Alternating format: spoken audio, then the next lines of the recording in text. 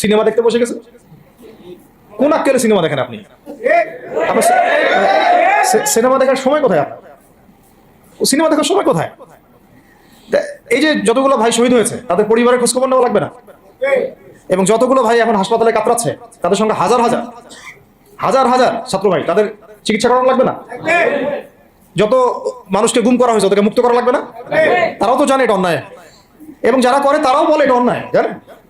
যারা করে তারাও বলে এটা অন্যায়। এবং আমাকেও বলেছিল যে আমি জিজ্ঞাসা করেছিলাম যে আমাকে যদি মানে প্রকাশ্য কোর্টে চালান করে দেওয়া হয় এবং জাতির সামনে বলা হয় যে আমাকে গুম করা হয়েছে, এবং এরপর যদি বলা হয় যে আমাকে গুম করার পরে কোনো রকমের নেগেটিভ কিছু পাওয়া যায় নাই তাই আমরা ছেড়ে দিয়েছি, এই কথাটা কি বলা যাবে কি যাবে না?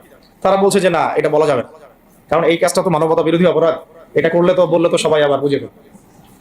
তো এই হলো অবস্থা। ওখানে আমরা বুঝেছি যে বাংলাদেশের প্রশাসনে দুইটা ভাগ আছে। একটা ভাগ হচ্ছে মারাত্মক রকমের ইসলাম প্রিয় এবং দেশপ্রেমিক, মাশাআল্লাহ,